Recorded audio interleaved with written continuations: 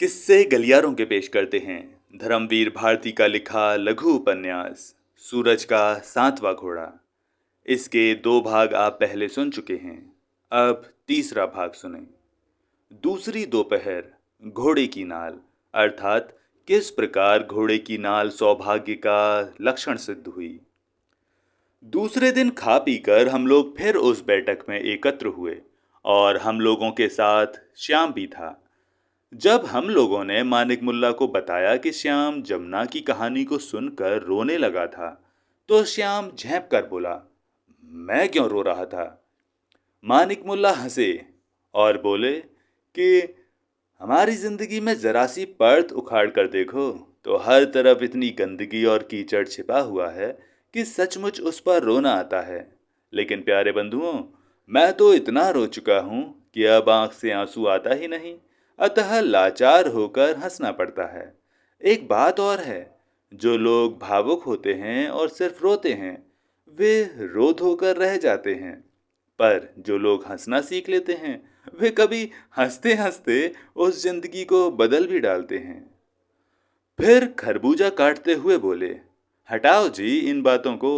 लो, आज जौनपुरी खरबूजे हैं, इनकी महक तो देखो, गुलाब मात है। क्या है श्याम, क्यों मुंह लटकाए बैठे हो। अजी, मुंह लटकाने से क्या होता है, मैं तुम्हें अभी बताऊंगा कि जमुना का विवाह कैसे हुआ। हम लोग तो ये सुनना ही चाहते थे, अतः एक स्वर में बोल उठे, हाँ हाँ, आज जमुना के विवाह की कहानी रहे। पर मानिक मुल्ला बोले, नहीं, पहले खरबूजे के छिलके बाहर फेंक कर आओ। जब हम लोगों ने कमरा साफ कर दिया, तो मानिक मुल्ला ने सबको आराम से बैठ जाने का आदेश दिया। ताक पर से घोड़े की पुरानी नाल उठा लाए और उसे हाथ में लेकर ऊपर उठाकर बोलो, ये क्या है। घोड़े की नाल, हम लोगों ने एक स्वर में उत्तर दिया। ठीक। मानिक मुल्ला ने जादूगर की तरह नाल को आश्चर्यजनक तेजी से उंगली पर नचाते हुए कहा, ये नाल जमुना के वैवाहिक जीवन का एक महत्वपूर्ण स्मृति चिन्ह है। तुम लोग पूछोगे कैसे, वो मैं पूरे विस्तार में बताता हूँ। और मानिक मुल्ला ने विस्तार में बताया। वो संक्षेप में इस प्रकार है।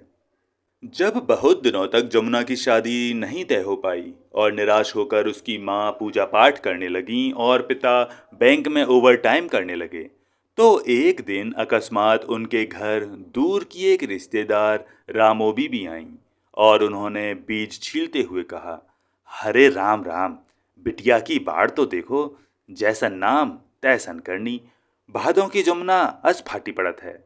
और फिर झुककर माँ के कान में धीमे से बोली, ए कर ब्याह उहाँ काहू नहीं तय कियो। जब माँ ने बताया कि बिरादरी वाले दहेज बहुत मांग रहे हैं, कहीं जात पर जात में दे देने से तो अच्छा है कि माँ बेटी गले से रस्सी बांधकर कुएं में गिर पड़ें, तो रामो बीबी फौरन तमक कर बोली, ए है, कैसी कुभाखा जिभ्या से निकालते हो जमुना की अम्मा, कहत कुछू नहीं लागत और कुएं में गिरे तुम्हारे दुश्मन, कुएं में गिरे अड़ोस पड़ोस वाले, कुएं में गिरे तन्ना और महेसर दलाल, दूसरे का सुख देख के जिनके हिया फाटत हैं। बहरहाल हुआ ये कि रामो बीबी ने फौरन अपनी कुर्ती में से अपने भतीजे की कुंडली निकाल कर दी और कहा, बखत पड़े पर आदमी के काम आवत है, जो हारे गाड़े कबो काम ना आवे, वो आदमी के रूप में जनावर है। अब ई हमार भतीजा है, घर का अकेला, न सास न ससुर न ननद न जिठानी, कौनो की चाइन नहीं है घर में। नानाओं के नाम जागे लिख गए हैं, घर में घोड़ा है, तांगा है, पुराना नामी खानदान है, लड़की रानी महारानी असबिलसी है।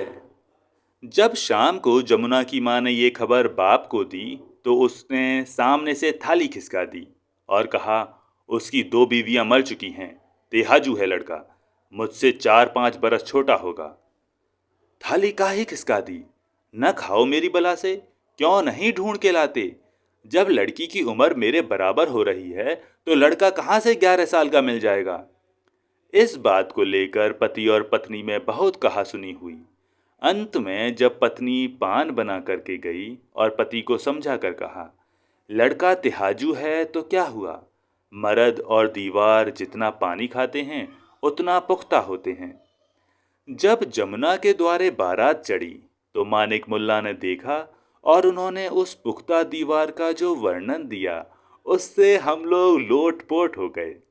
जमुना ने उसे देखा तो बहुत रोई, जेवर चढ़ा तो बहुत खुश हुई, चलने लगी तो ये आलम था कि आंखों से आंसू नहीं थमते थे और हृदय में उमंगें नहीं थमती थीं। जब जमुना लौटकर मायके आई तो सभी सखियों के यहाँ गईं। अंग अंग पर जेवर लदा था, रोम रोम पुलकित था और पति की तारीफ करते जबान नहीं थकती थी। अरे कम्मो, वो तो इतने सीधे हैं कि जरा सी 3-5 नहीं जानते। जैसे छोटे से बच्चे हों। पहली दोनों के मैके वाली सारी जायदाद लूट ले गए, नहीं तो धन फटा पड़ता था। मैंने कहा, अब तुम्हारे साले साली आवेंगे तो बाहर ही से विदा करूंगी, तुम देखते रहना। तो बोले, तुम घर की मालकिन हो, सुबह शाम दाल रोटी दे दो बस, मुझे क्या करना है। 24 घंटा मुंह देखते रहते हैं, जरा सी कहीं गई बस, सुनती हो, ओ जी सुनती हो, अजी कहाँ गई, मेरी तो नाक में दम है कम्मो। मोहल्ला पड़ोस वाले देख देख कर जलते हैं। मैंने कहा, जितना जलोगे उतना जलाऊंगी। मैं भी तब दरवाज़ा खोलती हूँ जब धूप सिर पर चढ़ाती है, और ख्याल इतना रखते हैं कि मैं आई तो 250 रुपये ज़बरदस्ती ट्रंक में रख दिए। कहा, हमारी कसम है, जो इसे न ले जाओ। लेकिन जमुना को जल्दी ही ससुराल लौट जाना पड़ा, क्योंकि एक दिन उसके बाप बहुत परेशान हालत में रात को 8 बजे बैंक से लौटे और बताया कि हिसाब में 127 रुपये तेरे आने की कमी पड़ गई है। अगर कल सुबह जाते ही उन्होंने जमा न कर दिया तो हिरासत में ले लिए जाएंगे। ये सुनते ही घर में स्यापा छा गया और जमुना ने झट ट्रंक से नोट की गड्डी निकालकर छप्पर में खोस दी। और जब माँ ने कहा, बेटी उधार दे दो, तो ताली माँ के हाथ में देकर बोली, देख लो ना, संदूक में 2-4 दुअन्नी पड़ी होंगी। लेकिन जमुना ने सोचा, आज बला टल गई तो टल गई, आखिर बकरे की माँ कब तक खैर मनाएगी। इतना तो पहले लुट गया है, अब अगर जमुना भी माँ बाप को लुटा दे तो अपने बाल बच्चों के लिए क्या बचाएगी। अरे माँ बाप कै दिन के हैं, उसे सहारा तो उसके बच्चे ही देंगे ना। यहाँ पर मानिक मुल्ला कहानी कहते कहते रुक गए और हम लोगों की ओर देख कर बोले, प्यारे मित्रों, हमेशा याद रखो कि नारी पहले माँ होती है, तब और कुछ। इसका जन्म ही इसीलिए होता है कि वो माँ बने, सृष्टि का क्रम आगे बढ़ावे, यही उसकी महानता है। तुमने देखा कि जमुना के मन में पहले अपने बच्चों का ख्याल आया। अस्तु जमुना अपने भावी बाप बच्चों का ख्याल करके अपनी ससुराल चली गई और सुख से रहने लगी। सच पूछो तो यहीं जमुना की कहानी का खात्मा होता है। लेकिन आपने तो घोड़े की नाल दिखाई थी, इसका तो जिक्र आया ही नहीं। ओह, मैं सोचा देखूं तुम लोग कितने ध्यान से सुन रहे हो। और तब उन्होंने इस नाल की घटना भी बताई। असल में जमुना के पति तिहाजू यानी पुख्ता दीवार, पर उनमें से जमुना में उतना ही अंतर था जितना पलस्तर उखड़ी हुई पुरानी दीवार और लिपे पुते तुलसी के चौतरे में। इधर उधर के लोग इधर उधर की बातें करते थे, पर जमुना तन मन से पति परायणा थी। पति भी जहाँ उसके गहने कपड़े का ध्यान रखते थे, वहीं उसे भजनामृत, गंगा, महात्म्य, गुटका, रामायण आदि ग्रंथ रत्न ला कर दिया करते थे, और वो भी उसमें उत्तम के अस बस मन माही आदि पढ़कर लाभान्वित हुआ करती थी। होते होते ये हुआ कि धर्म का बीज उसके मन में जड़ पकड़ गया और भजन कीर्तन कथा सत्संग में उसका चित्त रम गया, और ऐसा रमा कि सुबह शाम दोपहर रात वो दीवानी घूमती रहे। रोज उसके यहाँ साधु संतों का भोजन होता रहे और साधु संत भी ऐसे तपस्वी और रूपमान कि मस्तक से प्रकाश फूटता था। वैसे उसकी भक्ति बहुत निष्काम थी, किंतु जब साधु संत उसे आशीर्वाद दे कि संतानवती भव, तो वो उदास हो जाया करे। उसके पति उसे बहुत समझाया करते थे, अजी, ये तो भगवान की माया है, इसमें उदास क्यों होती हो। लेकिन संतान की चिंता उन्हें भी थी, क्योंकि इतनी बड़ी जागीर के जमींदार का कोई वारिस नहीं था। अंत में एक दिन वे और जमुना दोनों एक ज्योतिषी के यहाँ गए, जिसने जमुना को बताया कि उसे कार्तिक भर सुबह गंगा नहाकर चंडी देवी को पीले फूल और ब्राह्मणों को चना, जौ और सोने का दान करना चाहिए। जमुना इस अनुष्ठान के लिए तत्काल राजी हो गई, लेकिन इतनी सुबह किसके साथ जाए। जमुना ने पति जमींदार साहब से कहा कि वे साथ चला करें, पर वे ठहरे बूढ़े आदमी। सुबह जरा सी ठंडी हवा लगते ही उन्हें खांसी का दौरा आ जाता था। अंत में ये तय हुआ कि रामधन तांगे वाला शाम को जल्दी छुट्टी लिया करेगा और सुबह 4 बजे आकर तांगा जोत दिया करेगा। जमुना नित्य नियम से नहाने जाने लगी। कार्तिक में काफी सर्दी पड़ने लगती है और घाट से मंदिर तक उसे केवल एक पतली रेशमी धोती पहनकर फूल चढ़ाने जाना पड़ता था। वो थर थर थर थर कांपती थी। एक दिन मारे सर्दी के उसके हाथ पैर सुन्न पड़ गए थे और वो वहीं ठंडी बालू पर बैठ गई और ये कहा कि रामधन अगर उसे समूची उठाकर तांगे पर न बैठा देता तो वो वहीं बैठी बैठी ठंड से गल जाती। अंत में रामधन से न देखा गया। उसने एक दिन कहा, बहू जी, आप काहे जान दे पर उतारू हों। ऐसन तपस्या तो गौरा मैया ने करिन हुई है। बड़े बड़े ज्योतिषी का कहा कर लियो, अब एक गरीब मनई का भी कहा कह ले। जमुना के पूछने पर उसने बताया, जिस घोड़े के माथे पर सफेद तिलक हो, उसके अगले बाएं पैर की घिसी हुई नाल चंद्र ग्रहण के समय अपने हाथ से निकालकर उसकी अंगूठी बनवाकर पहन लें तो सभी मनोकामनाएं पूरी हो जाती हैं। लेकिन जमुना को यह स्वीकार नहीं हुआ, क्योंकि पता नहीं चंद्र ग्रहण कब पड़े।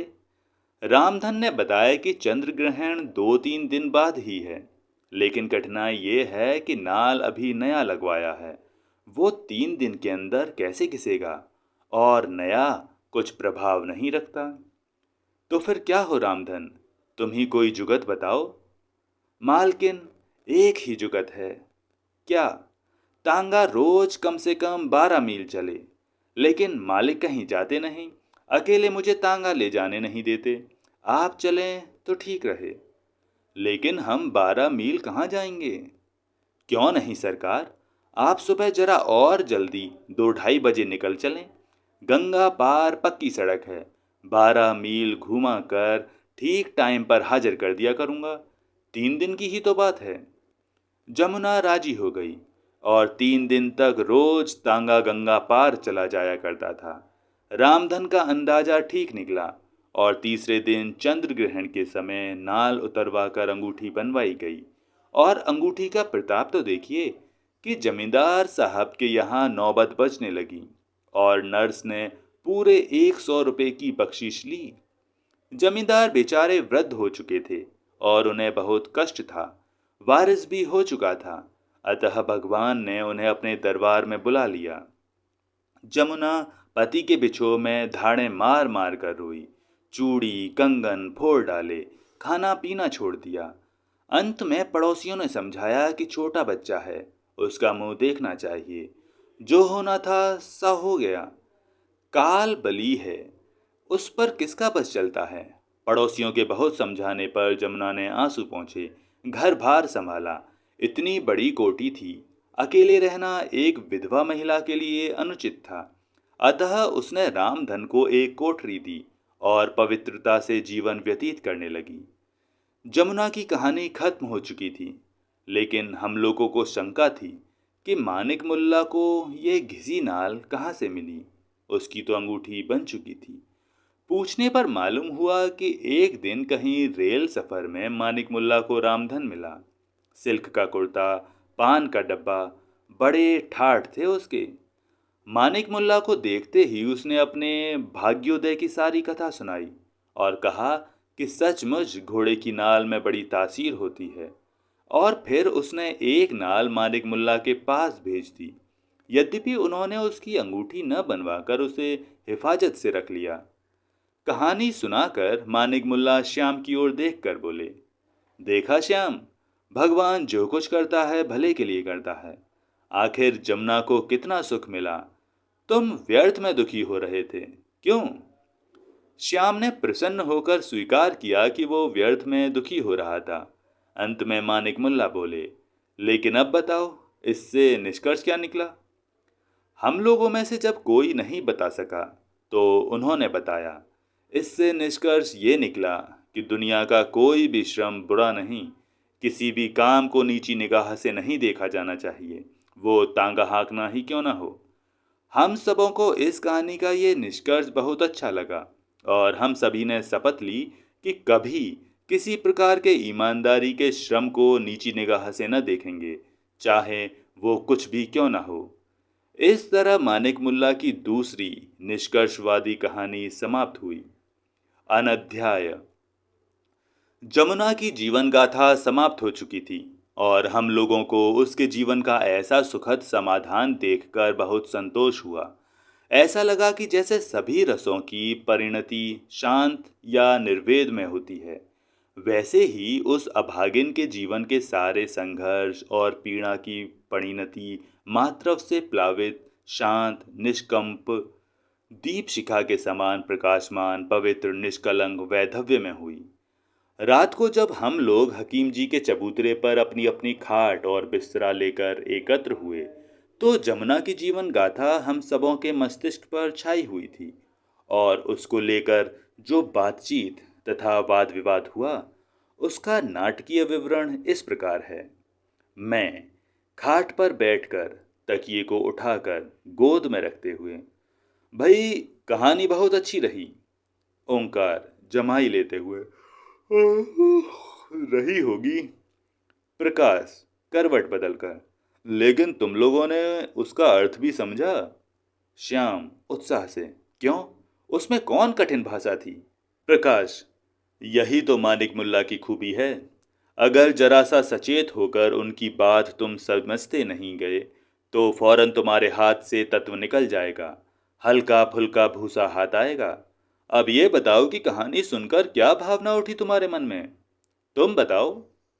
मैं ये समझकर कि ऐसे अवसर पर थोड़ी आलोचना करना विद्वत्ता का परिचायक है। भाई मेरे तो यही समझ में नहीं आया कि मानिक मुल्ला ने जमुना जैसी नायिका की कहानी क्यों कही।